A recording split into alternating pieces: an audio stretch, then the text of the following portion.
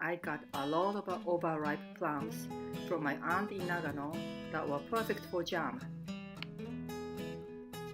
You need to remove black stem ends by toothpicks. Peel off the skin and the rotten part, but you may leave the skin if it's not damaged.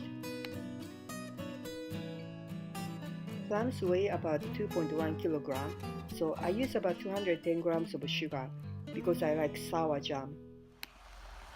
これを梅の煮立ったところにかけて。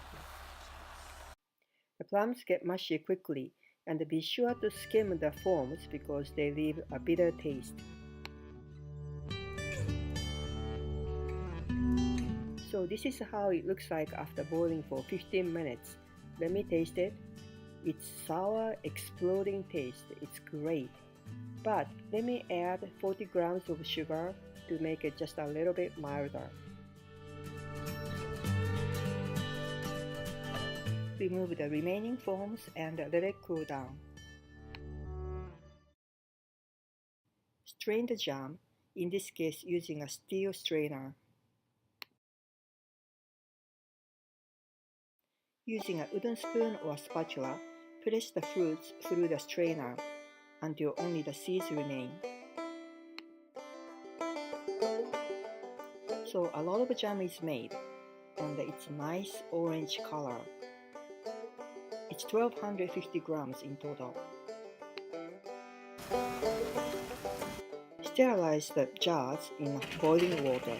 Make sure the jars are totally covered by the hot water. Don't forget to soak the lids as well. Completely air dry jars and the lids. It can take several hours.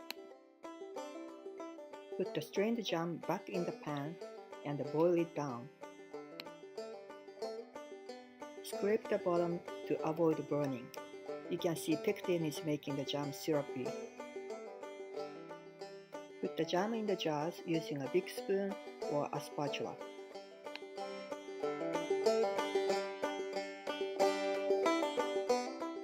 The jam boiled down to this much in the end. Give a hot bath to the jars you plan to store.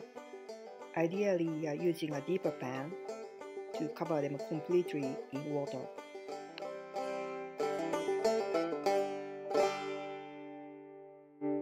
The lid should pop when the air is vacuumed.